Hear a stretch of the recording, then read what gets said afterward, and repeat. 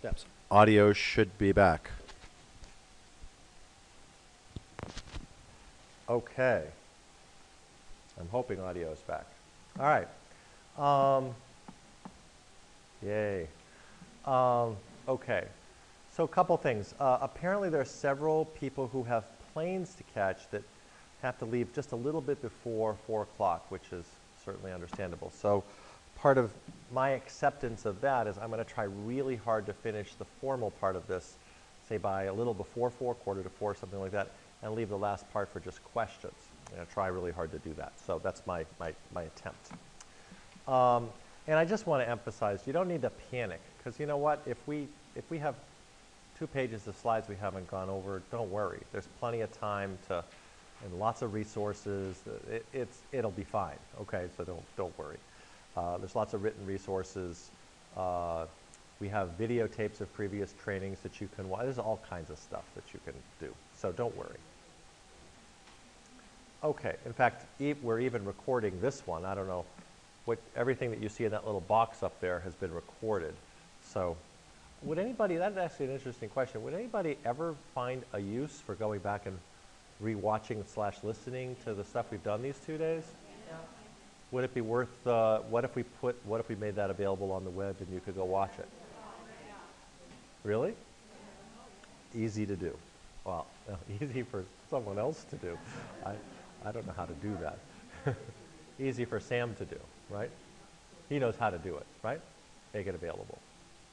He does. I got the thumb. Okay. The thumb up, that is. Okay. Now, honestly, we've talked about validation. This is a great example of spiral learning in action. We started talking about validation before we opened. And part of that is because they're a savvy group. Many of you have been through Family Connections, some of you. And so actually there have been a lot of thoughtful questions about validating early on. Most Family Connections groups actually still need to go through this section somewhat thoroughly, but we've actually done it pretty thoroughly. We've talked about all the things that validation does, what it is and what it isn't. We've talked about why it's important. So here's Dilbert. I don't know if you read Dilbert. Dilbert says, did you know that loneliness can be cured by listening to others? You can only feel alive and whole when others are listening to you. What do you think of that? Think of what? I like that. So anyway, can't help myself. I think that's support for what we're saying. This slide once again doesn't show up, but that's okay. We've seen it before. We've talked about how validating responses soothe emotion and invalidating responses keep arousal high. And then this is the spot where I like to play stump me. Okay, stump me, stump the chump, right. The idea is, in case you're not convinced that everything a person does has some thread of validity, okay? If you don't believe it, try me. Come after. You're my brother, sister, mother, father, daughter, or son. You're my cousin. You're my best friend. And just go ahead and say whatever you want to say to me, and I will attempt to validate. The valid. Only the valid. I'm not going to try to validate the invalid, just the valid parts. The question is, well, but there's sometimes things just aren't valid. Well, yeah, and always something is valid. Sometimes there's only valid stuff. But there's never only invalid stuff. You're my daughter in the hospital. Okay? And she just said, I hate talking to you on the telephone. Yeah, so honey, I think I get that you hate talking to the telephone, and we're on the telephone, or we're talking in person. We're in person. So then I happen to notice we're on the telephone. So you're hating this. Yeah, it's so easy to belittle your daughter on the telephone. Okay, so is that what you're thinking? Why you feel? Do you feel belittled right now? Yes, I feel belittled. You just come here and say your own personality. Okay, I'll pause here. I just wanted to point out at least 2 validating things I've already validated, right? 2 valid things I've already validated. You see them?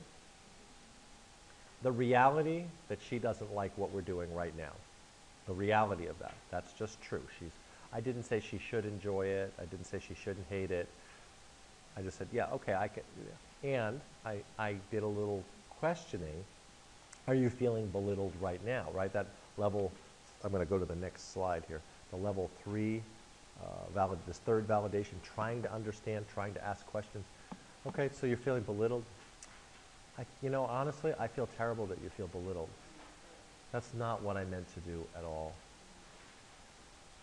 Well, it's hard to even think about getting better when It's a demoralizing place to be in a hospital. Yes, I visited you there. I can see that. I'm actually, that's why I want so much for you to get out of there, because I can't imagine it's very nice to be there.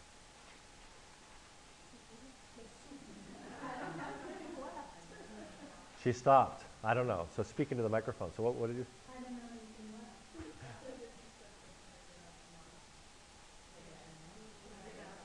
Can you get out now? Well, first, I can try. I don't think they really care what I say, but I certainly can advocate for you to get out.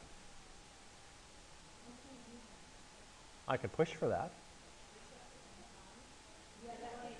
Oh, you got to tell me what I'm supposed to feel. What am I supposed to feel? Why wouldn't I want her to get out? Why would I want her to be there? There's no such thing as need, okay? There's accomplishment. What am I trying to accomplish? Okay, thank you. Okay, so let's take that. So I'm afraid that if she gets out, she's going to try to kill herself. Okay, now that might be a good reason to want her to be in the hospital. All right, so, sweetie, here's the problem. I actually want you out of the hospital also, but I also want you out of the hospital safe. Are you asking to get out because you're safe and want to be free and willing to kind of move on living, or are you asking to get out so you can kill yourself? Because you know I can't support that. As much as I understand you wanting to, I can't participate in that. I just won't. I can't do it. Hang on, one minute. Let you respond. Okay, so then you pick it up. Go ahead. No, I'm just thinking there's grayer areas in that. Maybe you don't think this person, your loved one, is likely to actually commit suicide, but they might be too afraid that they're going to do something that's not safe, that's going to hurt themselves. Maybe physically hurt themselves in a way, or And do I believe that the treatment program that she's in the hospital is going to help that? keep her safe. Yeah. Ooh, keeping safe? Yeah, one person's treatment program is another person's involuntary incarceration. And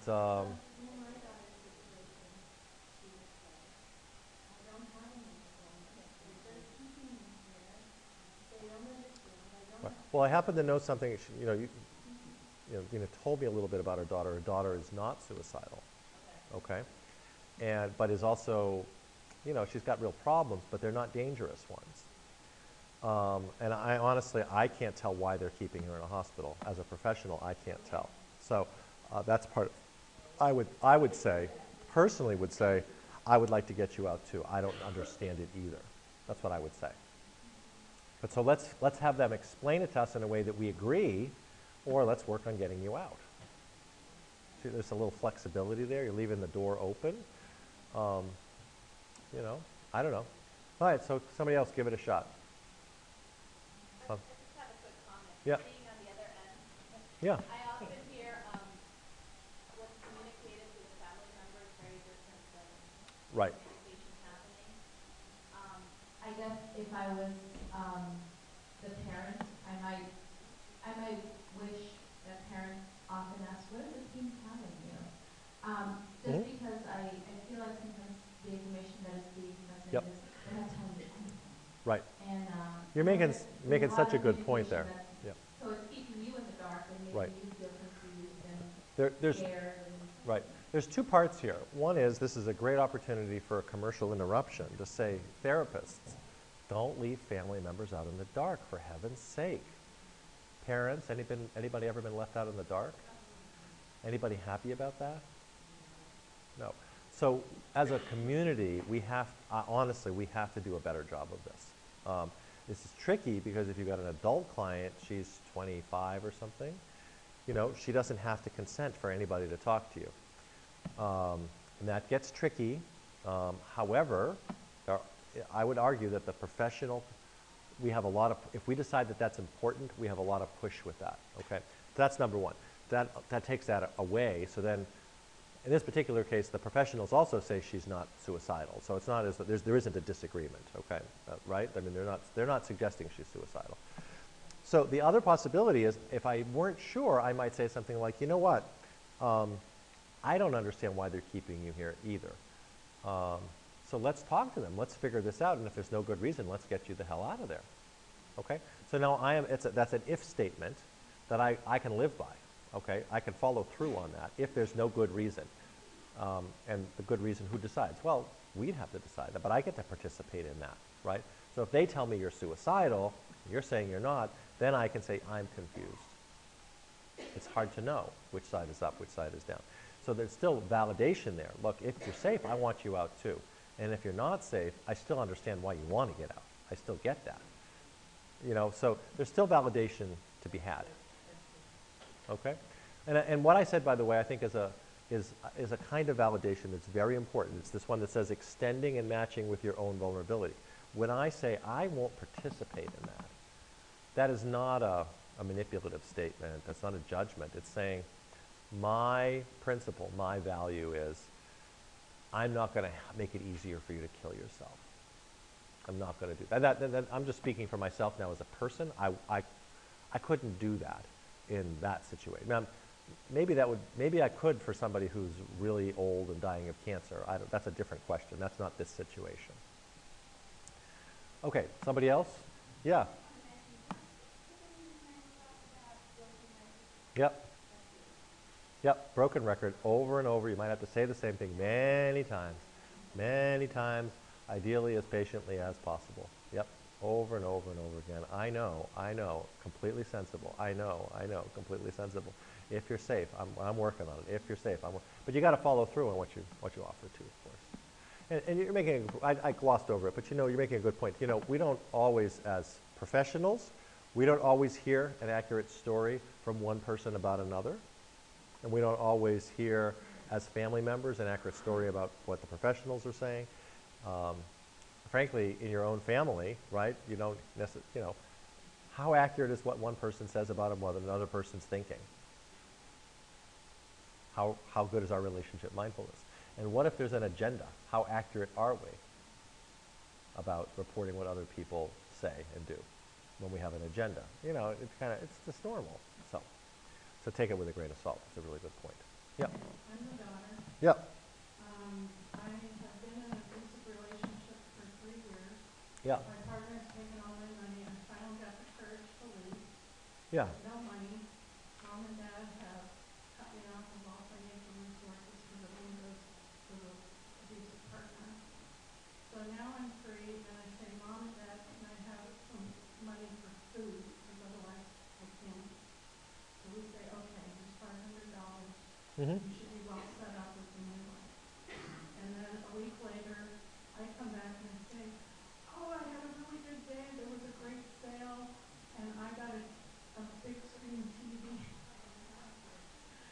And I'm so happy. Mm-hmm. Right. You want me to validate? Okay. Okay. Did you manage to eat for the last week also? Well, no, absolutely. And you got a big screen TV.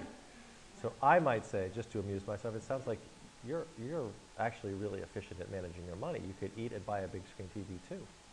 And he gave me plenty. That's great. Okay. So it sounds like, I mean, I don't know how much big screen TV, how much do they cost? $300. Okay, so it sounds like you spent more than half the money on food. So you must have been pretty excited. I put it on my credit card so that when my student loan comes in, I can pay it off then. Okay. All right. Yeah. Okay. So it sounds like you're pretty thrilled about it. You know, yeah. Okay. That's the validating part. Okay, I just want to say that's validating. Okay, that doesn't have to be the end of the story, by the way. Right? And then, well, then I have to say, what is my goal? What is my goal? Okay? I want to remind you, there's a little expression, which is fool me once, shame on you, fool me twice, shame on me. Okay? Don't take the shame. Yeah. So I might want to use this. I might actually stop here if I were in my wise mind and say, okay, well, okay. And the next time you want money, I might say it differently. I might say, you know, last time when I gave you $500 for food, you only used $200 for food and spent the other money on the television. So I am willing to pay for your food, but not your television, or other devices, or other things, or vacations, or I'm just not, for whatever reason. No, this is later. No, of course not. Right, right. So, so if I'm going to give you money, it has to be for food. So we have to figure out how to do that. Now I want to, you know, notice I'm encouraging low control, which is very hard under these situations. From a therapeutic perspective, the least amount of control that still achieves your goal is the most effective thing because there's the least conflict, it's the least patronizing. So I'm empowering you to solve the problem that will make me happy that the money goes to food. So how can we ensure that it goes only to food? Now you're calling me next month for food money, right? And I'm saying I actually am willing to pay for your food, but I'm not willing to pay for other things. So how are we going to make sure that the money goes for food? This month I want to shop at Trader Joe's Instead of Best Buy? instead of, market around the corner. I don't know how is that relevant? How does that help you not spend? Trader Joe's is more nutritious, and so it's healthier for me. Yeah, you don't need televisions though. I don't really care about that. I'm not trying to I don't mind if you shop at Trader Joe's. I don't mind if you shop at Stop and Shop. That's your decision. You're a grown up. You can figure that out. Well, that's fine. That's your decision. Well, I'm willing to give you the same amount of money. You choose how to spend it, but all my criterion is that you don't spend it on something that's not food. Okay. That's my criterion. I'll spend your money on food and my money on cigarettes and marijuana. I think we need a little lesson in interpersonal skills. You're not motivating me to give you money for food right now when you say that. It's just reality. Okay, there are other parts of reality too, like right now I'm wearing black shoes. That's all true, but it's not really all that helpful to bring certain things up at certain times. I'm just telling you. I'm helping her be more effective with me, you see. Okay. So why would you bring that up now? Well, because I think I need cigarettes and marijuana just as much as I need food. Okay, fair enough. And I can get how you would think that, but my own self-respect requires me not to pay for your cigarettes and marijuana. I'm not speaking for anybody else, and I'm not even sure I'm speaking for myself, but I could certainly imagine saying something like this. I'm just not willing to do that. That's all. Right, so that's why you'd be paying for my food and I'd be paying for So my how? cigarettes. Okay, so how am I going to know that? How am I going to know that I'm paying for your food? Well, How am I going to know that? you could give me a gift card for Trader Joe's. Okay. And does that work? Do you actually use then the gift card at Trader Joe's? You don't sell it at 80% and take the cash and go buy weed? Well, if I can find a deal, yeah. Okay, so that's not, so I appreciate your honesty, but that's not going to work then, is it? But you want me to lie to you? No, I want to problem solve. I'm willing to give you money for food, period, nothing else. So we got to solve that problem. But we've stopped, by the way, now we're into observing limits, which is coming up, okay? Let me go there, since we're almost there. All right, oh, by the way, should I have skipped that so fast? No. Different kinds of validation. Different situations require different kinds of validation, right? Simply paying attention. Remember we talked about relationship mindfulness. That's level 1 validation. Bringing your full attention to the other person is validating. It's a kind of validation. It's essential. And sometimes it's enough. Sometimes it's actually plenty. And other times we have to say something. We have to reflect. We have to be clear that the other person knows that we're aware of them. We have to acknowledge the other person's point of view and experience. You know, the person says, oh, I'm exhausted. And you simply say, yeah, you look really tired. You know, you just acknowledge it. That's all. Reflect it, acknowledge it. And sometimes we don't understand. The way to validate when we don't understand is to be interested in understanding. Okay? It's not to say in a challenging way, that doesn't make sense. Anybody, like, does that drive anybody crazy when you're talking to somebody who says, you know, that makes no sense? Anybody love that? Ooh, you know, it's like, I hate that. You know, it's just like, ooh, that's not nice. You know, it doesn't feel good. And you know what I'm talking about? Right? It's like saying, you're a moron or something. It's like, well, hang on. Maybe I haven't done a good job explaining. Okay. But saying, I don't understand with that tone is different than, I don't understand that. See the difference? One is invalidating and saying, you know, you're wrong. It's not understandable. The other is saying, I don't yet understand. Right? Like if you said, oh, you know why I can't go with you on this weekend. Oh, well, you know why. No, I don't. What happened? I missed that one. What happened? Oh, well, you know, and then you find out, oh, I understand, you know, blah, blah, blah, blah. You know, turns out that your sister's getting married in, you know, Chicago. You're going to be out of town. Okay, fine. So working to understand requires curiosity. It requires interest, and it's really the antidote to being judgmental. Understanding the problem in the larger context, okay? This is what I'm trying to do with you. I'm trying to remember that you also have to eat. You also have to eat. That's part of, I really do want to help you eat, okay? That's the context that I can pay attention to. That's the context I can validate, okay? Yes, maybe you borrowed the car and cracked up the car, and, you know, it's been 6 months since you relapsed this time. That's an improvement, okay? You're not only your latest mistake. There's also other things that you do. And then there's this, the one of just normalizing. You know, sometimes people have reactions that are completely normal. They're not because the person has a disorder, has a dysregulation history. It's just normal. You know, I was supervising a therapist once who was watching the video. And the video came on, you know, the two people walk into the room. And she's sitting there like this, looking at him. Okay?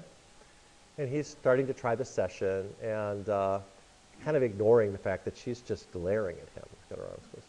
And finally, after a couple of minutes, he says, you know, what's up with this? You know, you just seem really upset with me.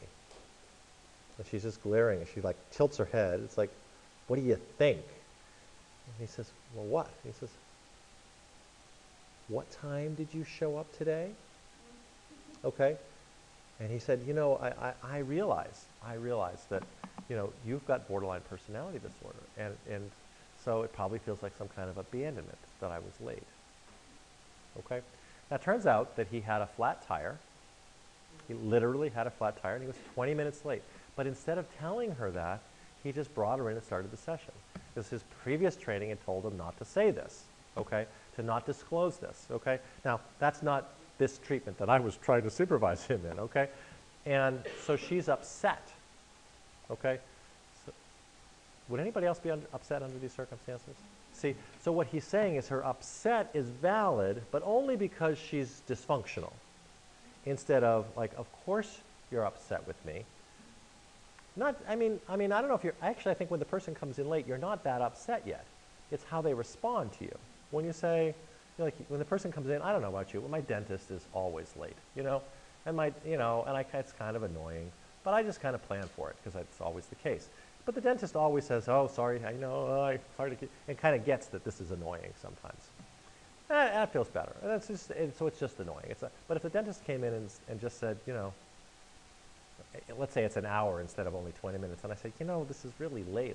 I wish you were more. He says, well, you know, you psychologists, you really care about punctuality more than dentists. You know, that would feel much worse than, you know, you're right, this is really late. You know, you're right, this is, you know, just, that would work different. So this is normalizing things that are normal. Even people with dysregulation have upset emotions that are completely normal.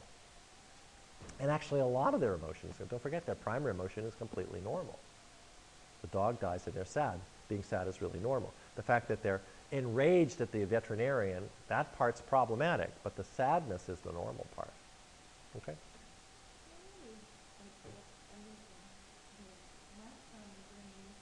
My son hibernates in his bedroom. This is a question online. Comes out in the middle of the night to eat, then goes back into his room, locks the door, refuses to communicate or go to therapy. That's what your son does too. Okay. Well, that's an awful situation. How do you validate it? Well, first I'd have to say, what do you understand about it? Okay. All right, so you could start with that. That's the second one. So you might say the next day when you see him, it seems like, I want to talk to you. I mean, I'm worried about you. Oh, by the way, I'm worried about you is this extending, matching with your own vulnerability. I'm worried about you can be validating even though it's an I statement because it's about you. It's about us. Okay? I can see that you're isolated. I can see that you're staying in your room a lot. You're not going out. You spend very little time with me. I'm really worried about you. What's it like to be you? What's going on with you? What's keeping you from eating dinner with me? Why do you eat? What's going on there? So asking questions at this moment is the beginning. So let's get Rosanna the microphone. Where's the microphone? No, this isn't good. No. That's okay. We have treatment for shame. The treatment for shame is exposure, so we're going to have you do some exposure. Plus, she's got this lovely accent. Yes, of course. People have to hear you. What you're asking is a really good one. Yeah, go ahead. Go ahead. So you be him. You be your son. You be your son. I'll be you. I'm my son? Yeah.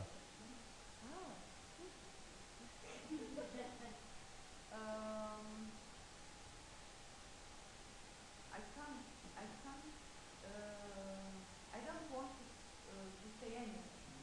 Want to say anything? Don't ask anything. Well, I don't want to speak. I don't want to say anything about it. you don't? No. How come? There is no response. Well, I'm really worried about you. It's up to you.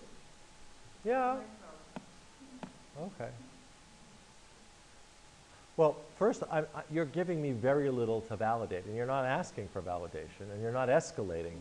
So I'm not sure that validation is the key thing at the moment, although my validation is trying to understand and trying to balance between my wanting to understand and your not wanting to talk to me. When I try to understand this, it's nervous. Yeah. It doesn't want that I understand and I speak about it. Yeah. Yeah. It's closed. So I leave him. Yeah, sure. So there's a balance. I might say, look, here's what I'd like to do. Now, I'm not validating anymore, okay? But this is problem solving now.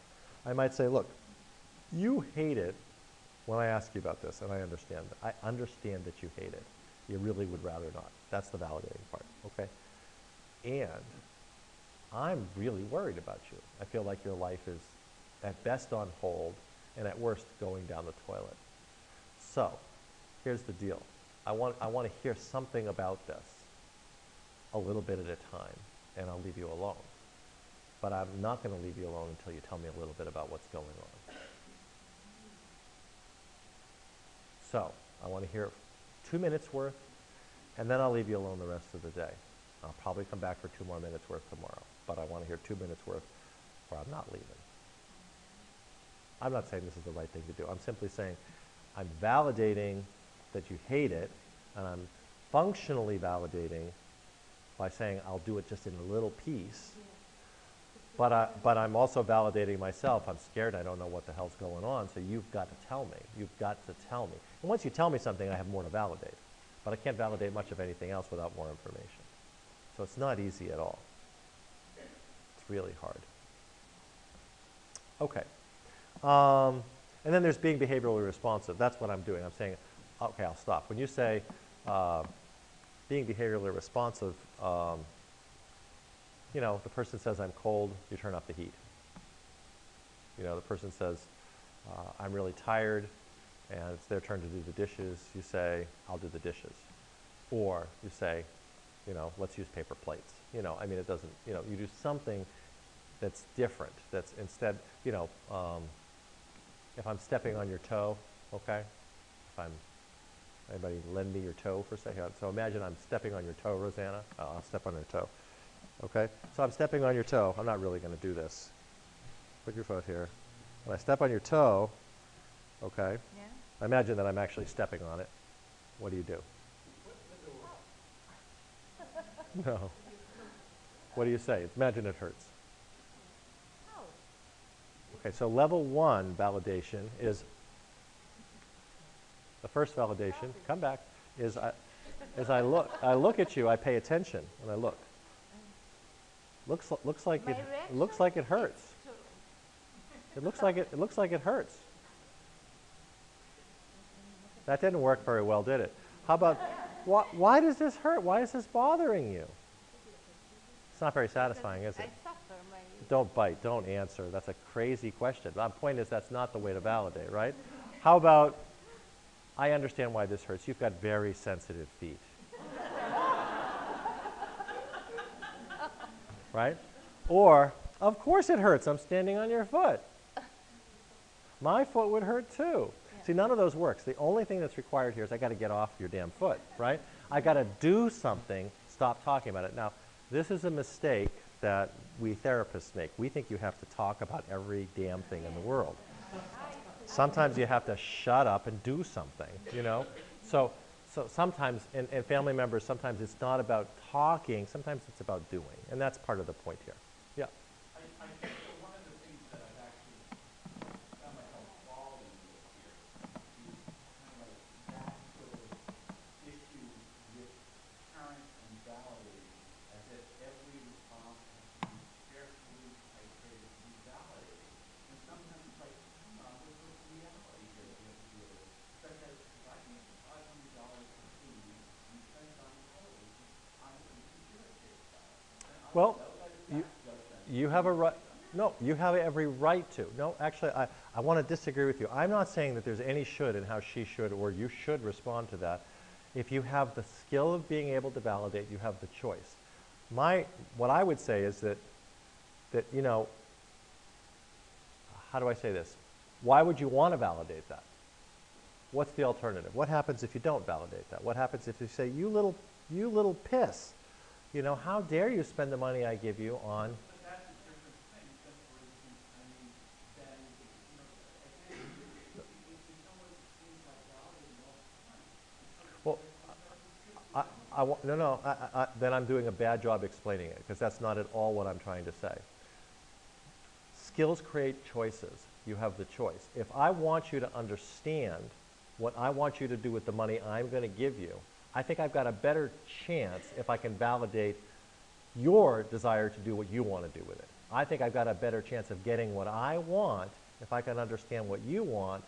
Then I was insisting that she not spend, I was being pretty damn clear after the first one, I don't want this money going to anything else. I wasn't being namby-pamby about that at all. It was not in the slightest. So now, it's also possible that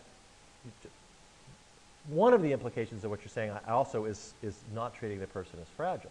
It's also possible that I don't validate even the valid parts of it, that I simply say, you know, I really wish you hadn't spent the money on the television. I mean, that's a fine thing to say. That's true. You know, and if, however, if in fact you're in this moment, actually, I'm not sure that would have been a terrible thing to do, but it might have actually destroyed our relationship for 2 weeks. And if I know that's what's going to happen, I have the choice to say I'd rather not destroy our relationship for 2 weeks. I have the choice. I can say, if I validate you now, I can bring this up tomorrow. Then I have more skill and I have more choices. So validation does not replace pushing for the change that I want. Doesn't at all. In fact, I think it makes it more possible if I have those skills. So I apologize if I've done a lousy job if you're thinking that it's only on the acceptance side. The acceptance is absolutely essential, I think, but the change part is also absolutely essential. It matters, you know, not treating the person as, and I hope you see that I'm not saying I'm just going to give you another $500 and you can go buy a sound system, you know. I'm not doing that. No, no, actually I think they're rather synchronous. I don't hear any opposition to what you're saying. Right. You're Well, if being radically genuine, and yeah, I'm glad of this, and I also got to tell you, oh, hey, I'm irritated with that because I gave you this money. I want you to I don't, Right. Yes, I agree. That's the reality of it, and so, And then speaking to someone as if they're a patient all the time. yeah, I think we can But that's like over-validate. walking on eggshells, and kind of like the other person is kind of, Yeah, yeah, I mean to imply no eggshells. Yeah, there's the I mean to imply no eggshells. However, I do mean to imply you have to sometimes, if you want to be effective, you have to meet people where they are. And that's different than eggshells, because eggshells is a kind of state characteristic as opposed to meeting people where they are in this moment and trying to drag them into another moment. So if you're presently surrounded by eggshells, I want to grab you by the collar and pull you into a solid chair and then tell you why I don't like it in a non-judgmental way, but a very clear way. Caring, clear, non-judgmental, self-respecting. Okay, so where are we going from here? So it is tricky. So this is your thing you have to memorize, okay? Validate the valid. Don't invalidate the valid. Don't validate the invalid. Only invalidate invalid things when they're invalid, but only after validating valid things first. Okay? And you got to say that 3 times fast. And when you do, Perry will write you a big check. Okay? It'll bounce, but she'll write it. Yeah. So this is actually the summary here. You know, what gets us in trouble, of course, is that we're trying, I mean, this is what gets caring people in trouble, is that we actually immediately go to invalidate the invalid things, which makes perfect sense. Like, you shouldn't have bought the TV with the money I gave you, because that was an invalid thing to do with my money that I gave you. Was it my money after I gave it to her? I don't know. It was supposed to be for food. So it wasn't my money, but it was food money, damn it. You shouldn't have spent it on the television, right? It should not. Ordinary language, like, that is an invalid behavior. You see that? That was not our agreement. That is invalid. And I would argue that it's absolutely appropriate to invalidate the invalid things. But it's not going to work if that's what we do all the time. We have to validate the valid a lot more. Remember that ratio, 10, 15 to 1? You got to validate the valid a lot more than invalidating the invalid if you're going to have a decent relationship, which most of us want.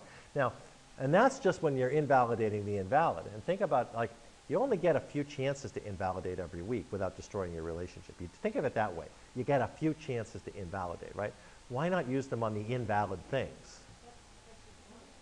That's the pick your battles. That's why I interrupted earlier about the pick the battles. Pick your battles is a change strategy. That's what I want you to do differently. That's not acceptance. Okay? So pick your battles is great, but recognize when you're picking your battles, you're invalidating the invalid. You're trying to change.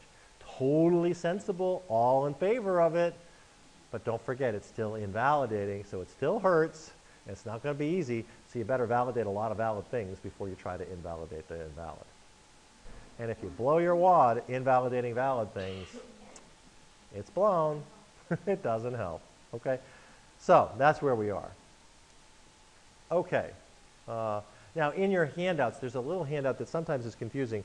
It's the 101 ways to invalidate your loved one. Okay? It's actually in the manual. Don't worry about it. It's just a handout. It's part of the manual. 101 ways to invalidate your loved one.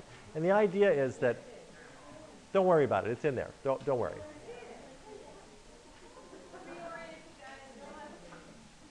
I don't know what page it's on. Sorry.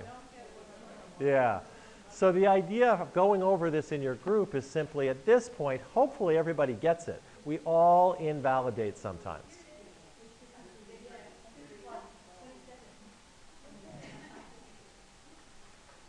Page 53. Okay, so there you go. And it's just things, the point is that everybody in here does some of the things on this list. And the idea is not to spend more than 10 minutes on this. It's just It's a little playful opportunity to say, look, we do these things. Everybody does these things. And now, having been through all these modules, we can maybe laugh a little bit at all the things that we've done that actually have been invalidating. We're human. It makes sense. Yeah. As a training this, Mm-hmm. I found when I started doing it, it was hard, because it's not what you've been doing. Like, Right. you're changing your behavior. I didn't try, I stayed away from anything invalidating until I could validate The valid. smoothly. Smoothly. You know, so I think it's a practice. You have a lot of self-control. That's really good. Well, It's hard. you know, and I'm not used to nothing, you know, and We could have a club. I didn't really know what to do, but the validating works. And then once you get the success, you get really more comfortable with it. And once you know she's gonna, what every conversation is gonna be, Then you've got time in, right? then you can kind of, you know, say something about the television or whatever. Right. But in the beginning, you know, it was just so contrary to what I had Right. to do. You established a new pattern Right. And it first. takes time. And in the context of a more constructive pattern, you can do things and they can be heard for what they are. Invalidating invalid things is actually helpful, but it still hurts, right? Like, do you ever drive around? Okay, you're the driver, your partner's the driver, and you're lost. And somebody points out to the driver, you know, we're lost. Anybody ever react defensively to that?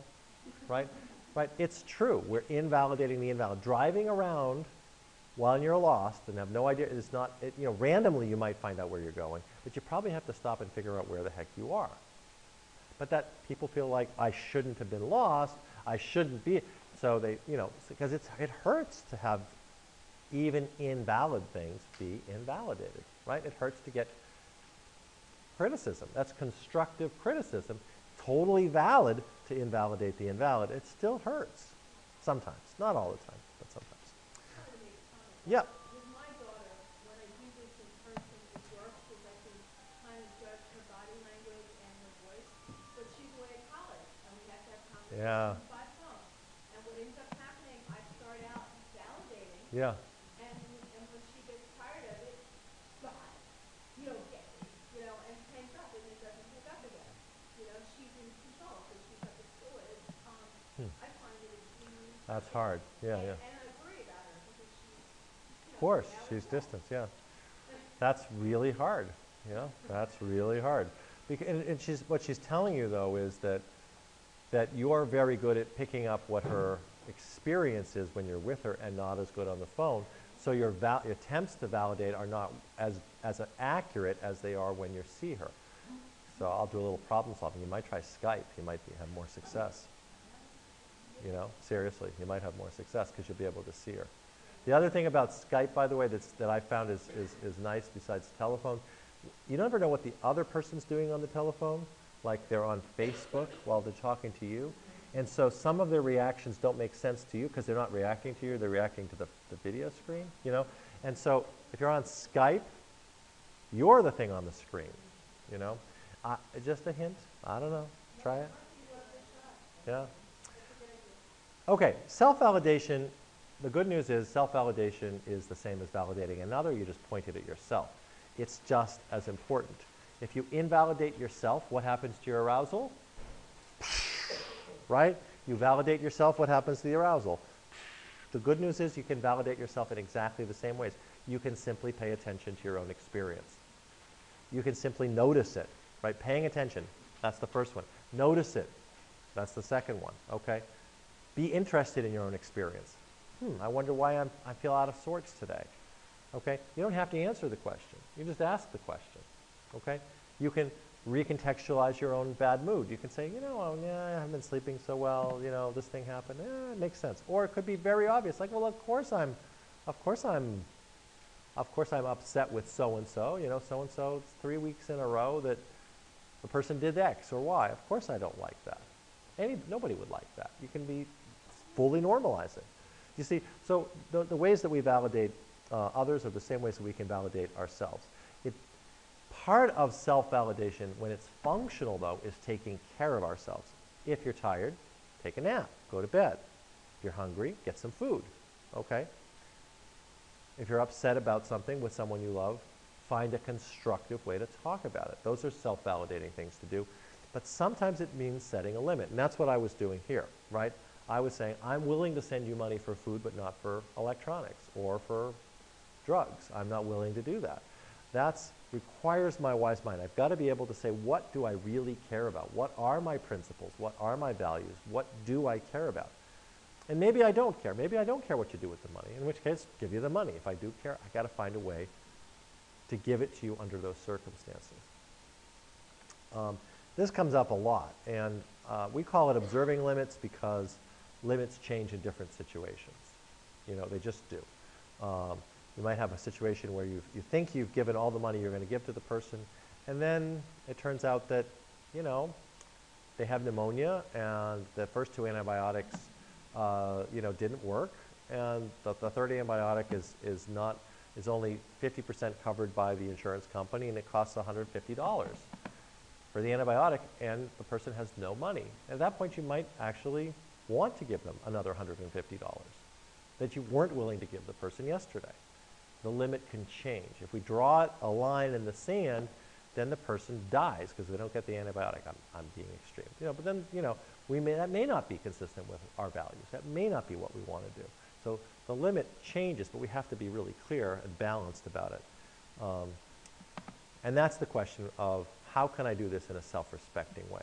I want to give you the money, but I don't want to pay for your weed. How am I going to do that in a self-respecting way? How to do it when it's wise and really difficult.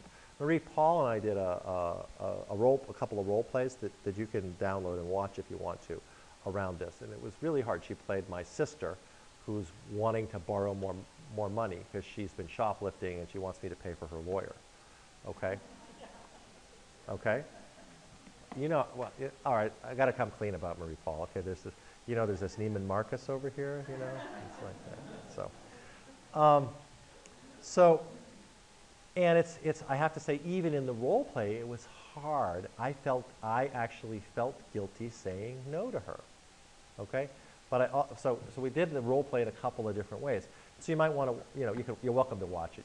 You don't have to, but if you want to see, it's tough to observe your limits when the other person doesn't like it, right? And escalates and says, you know, you're a bad brother, you know, you don't love me, you know, you love all the other kids more, and you know, why you treat a stray dog better than you're treating me right now, you know, that kind of stuff. And that hurts, and it doesn't feel good, and then it's hard to keep saying no. But that's why we have to get to our wise mind first, and then observe the limit as we go. All right, so, and that's probably how it feels after we observe our limit. All right, interpersonal effectiveness. This is nicely, I think, described in the manual. We're trying to balance meeting our objectives with maintaining the relationship at the same time and our self-respect. Right? It's not just get what I want from you at any cost. It's not preserve our relationship at any cost. It's not maintain my self-respect at any cost. It's how can we have all three of them, but not use this rigid, not at any cost. Like, how do we balance these needs? How can I find a way to maintain my self-respect? I don't want to support your drug habit, and I want you to eat, okay? I want to preserve our relationship, okay? How do I balance those things? How do I do that in a way that after the conversation, whatever I feel like I've done, something that I feel pretty good about it, you know, regardless of the outcome. Yeah. Especially for is that if you make it too clear that they violated some ethical principle, then they come back on themselves and say, oh, I'm working. Very shameful. I'm ashamed. I shouldn't have done that. I'm a bad person. And so you can't really come on strong with this is my principle either. Well, I think you can say it's your principle. I think the thing about principles is, let's speak, I just want to speak for myself and this dialectical worldview. There isn't an absolute principle in a dialectical worldview, right?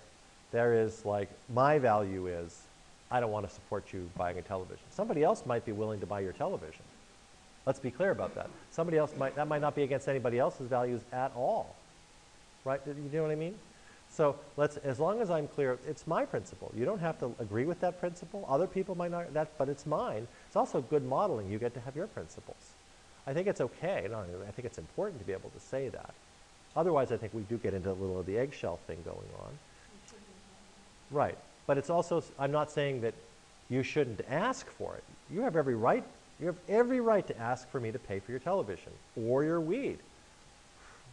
Wouldn't it be nice to have somebody else paying for it? I get why you might want me to pay for that. I have more money than you do. You see, I can get it. That's the validating part. I get why you'd want it. You get to want it, but I don't have to do it just because you want it. And that's the dialectic. That's the balancing. And I can be very assertive about both validating. Look, I know you want me to, and if I were you, I'd want me to too. But I'm me, and I don't want to. I'm not going to do it. Right? There's real strength in both of those. And they are in opposition, but it's life. And so now I'm in an accepting of reality moment. I accept that you don't like what I'm saying. I accept the legitimacy of you asking, and I accept my value that I'm not going to give it to you. And then you'll freak out about it or you won't, but I've done the best I can. I haven't blamed you, I haven't criticized you, and I haven't gone back on my own values. That's not a bad, of all the possibilities, that's not a bad place to be. What are the alternatives? I try to tell you you shouldn't want it so I don't feel bad about not giving it to you, in which case you feel invalidated and then you're upset anyway, or I give you the money anyway with no strings attached and I feel like a doormat and I lose my self-respect. Neither of those, I would argue, are particularly helpful.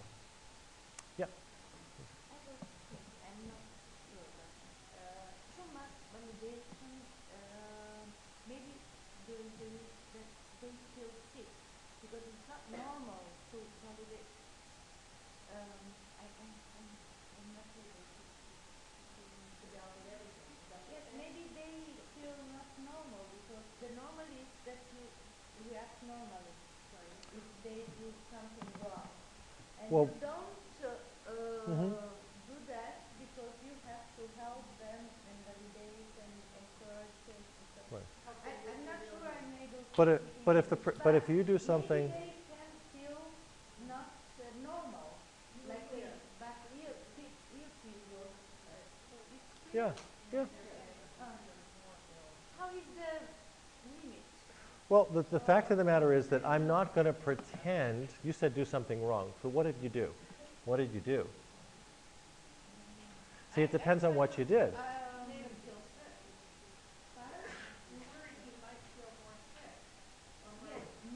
Right. No, hang on. But More sick, not normal, because normally if someone asks you in a bad way, I just want to. say don't do that, or you Okay, so get upset. he's expressing he's not nice to you. Okay, what I'm suggesting is, okay, that when you're validating, you still don't, that doesn't mean you don't say, I don't like it when you talk to me that way. You say, look, I know you're upset. I know you don't like what I'm saying. That's the but you know, don't talk to me that way. I don't want you, don't curse at me. I don't like that. So that's not so completely different. I don't think you're going to feel sick. You're not going to feel patronized. I'm still being clear about what I don't like, but I'm not attacking you back. That is different. But I'm doing it in a way that, at least according to Family Connections anyway, is more constructive, less damaging to the relationship. I'm not giving up my goal. My goal is to have you not talk to me that way. I don't like it. It's you know, I don't want you screaming at me and calling me names. I don't like it. Okay, and I'm saying this very impassively. You're like, you know, I don't like it when you do that. It's hard for me to stay focused. It's hard for me to stay constructive. I know you're mad at me. I know you don't like me saying no to you, but I don't want you to do that. Okay, now I've got real emotion there. Okay, that's a pretty darn reason. In Family Connections language, that's a balanced response because I'm not judgmental of you. I'm not invalidating the valid parts.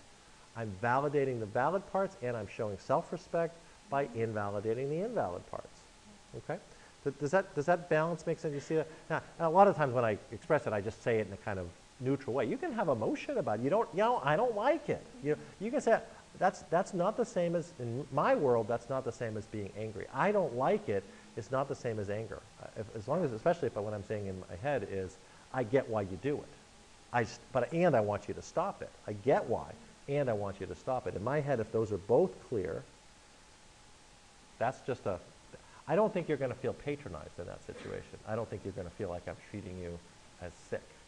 I don't think so. I don't know. Maybe you would. But I could address it if you did. But it's interesting that you have mentioned that. Yeah. It's very good that, and I think somebody in our loved ones feel that, oh, that's that tone of voice, you're angry. That's what they hear. I'm saying, I'm like, Yeah, yeah. No, you have to. it's interesting how, with my daughter, I'll just raise my voice, not even in anger. Oh, there you go, screaming and yelling at me, whatever. Yeah. And, Honey, you know, I know that when I don't like something, that is just makes you feel like I'm peeling your skin off. I know it does.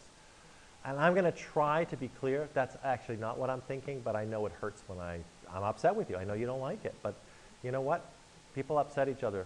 People upset people they love sometimes. I love you very much, and I don't like what you did. Okay? So I'm still clear. You know, I don't want to treat you as fragile. All right, so I think we lost a couple people here, which makes sense. So let me just talk about problem management for a second. Two things, just a couple things about problem management. One is I tend to call it problem management instead of problem solving. I don't want to be, you know, a word police about this, but the reason is that we don't always solve problems. We actually don't always solve them. And if you call it problem solving and you can't solve it, it feels like a failure. And the reality is, in my experience as a family therapist, I don't know, it's a minority of the time we can actually solve the problem. Some problems can get solved, but most of them don't. They get redefined, they get moved, they get tolerated, things get adjusted, they get a little better. They don't really get solved sometimes. Sometimes they're just managed. So management is a good thing because that's better. Remember, soda machine, you got three choices. You can keep trying to do something that's not working, okay? You can stay stuck, unable to move back, or you can do something different. You can find a more effective. If you can't find a way to change it, you got to accept it. So that it's a little more complicated. Now, there are a lot of options for approaching problems. You can solve it, that's one. You can accept the problem and change the way you react to it. You can also accept the problem and the way you feel about it or react to it. Okay, you can accept the problem and change the way you react, or you can accept the problem and accept the way you react. Like I'm accepting that I'm shaking and kicking the machine. You can do that. And you can also stay stuck and miserable. Accepting is even in this case, is better. So the idea is acceptance gives you more choices than change, because we can't always change. Timing matters. We talked about emotional solutions to emotional problems. We talked about accurate expression, expressing yourself in a way that other people can understand and will get you what you want. Okay, so happy problem solvers that they are. Okay, so when you're stuck and you can't change, acceptance gives you a way out. Radical acceptance gives you a way out. When you change is not possible, trying to change is miserable. Failure to accept that reality is miserable. Accepting the reality gives you a way out. Now, problem management, we do this at the end because it's not unique to Family Connections. There's actually nothing unique here, other than possibly saying problem management instead of problem solving. But this is just good, common sense, behavior therapy. There's behavioral problem solving. This is what it is, cognitive behavioral problem solving therapies. That, you don't have to be a therapist to do this. This is just, what do? First you have to know what you're trying to solve, have a definition, do some kind of analysis, target that, like we're going to focus on this. If the problem is that after the hurricane, the roof is leaking, okay, that's not the time to worry about what color to paint the kitchen after we fix the roof. First, you fix the roof. Stay focused on the problem at hand, right? That's all. Brainstorming, how are we going to do this? What are some possible solutions? Coming up with a solution, making a contract, an agreement, and then following up to see if it worked, okay? Coming back and checking it out later. These are standard things. Now, in your manual, you'll see that each of these steps has got lots of information. So anybody who wants to walk through it in detail can walk through it in detail. But, and also we have a chapter, a written chapter that walks through the same steps. So you got lots of materials for this. We do this at the end because, how do I say this? Therapies that start with problem solving work only when people are regulated. Okay? So if you've got ordinary folks in ordinarily difficult situations who have good regulation skills, actually helping them solve problems is a great way to go. However, if you've got somebody who's dysregulated, you can't problem solve, because problem solve requires logic and reason. And it requires emotional awareness to know what matters. So it requires balance, it requires wise mind. And so if you've got people who are dysregulated, you can't do problem solving until people are regulated. That's why we put it at the end instead of the beginning. We've got to go all the way through the other modules. We've got to stop making things worse. We've got to be aware of what we want and what matters and what's important, and learn how to validate the other person and accurate expression, and how to find what their primary emotion is so we can validate it. Then, when everybody's regulated, then we can actually think about problem solving. But frankly, once we're regulated, problem solving is easy. Well, easier. Okay, so that's why it's at the end. Now, this is a busy slide, and I just want to say, for some of you, for those of you who are therapists who do DBT, or your family members who've been in DBT, you've probably heard of a chain analysis, right? You've heard of this chain analysis. And a chain analysis is just a way of making a graphical representation of how a person goes from not being dysregulated to doing something out of control that's problematic, okay? And that could be something out of control that's problematic, like a suicide attempt, or it could be out of control problematic, like, you're a big jerk, okay, which is also dysregulated. It's how the person went from not being dysregulated to that behavior, link by link by link, step by step by step. A double chain just says, okay, when that chain involves another person, you put both people's chain on the same page. So it might look like this. So say my teenage daughter, say I've got a 15-year-old daughter who just got out of hospital last week, okay? And she's back at school, and she comes home today, and when she gets home, she comes in through the door, she slams her backpack with her books on the floor, which happens to be right next to a potted plant, which breaks the pot. She looks at it, she screams an obscenity, runs upstairs, closes her door. Okay? That's her chain. Now that gets represented here. She comes home, she's got certain thoughts and feelings on her way home that I don't know what they were. I didn't see them. She comes home, slams the door, breaks the pot, screams an obscenity, runs upstairs. Okay, she goes on upstairs. I say something like, come down and clean up the mess.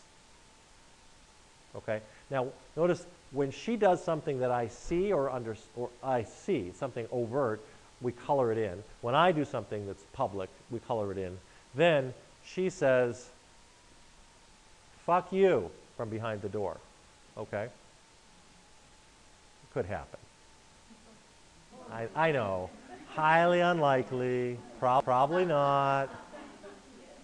But it could happen. Okay? So that's our chain. And so at the end of the chain is, and of course that could get worse. I mean, this could go on and then she could maybe harm herself or, who knows. But this is how it goes. And so, of course, my chain was, something's going on here with me before she comes home. I witness this. I react to her slamming the stuff, asking her to clean it up.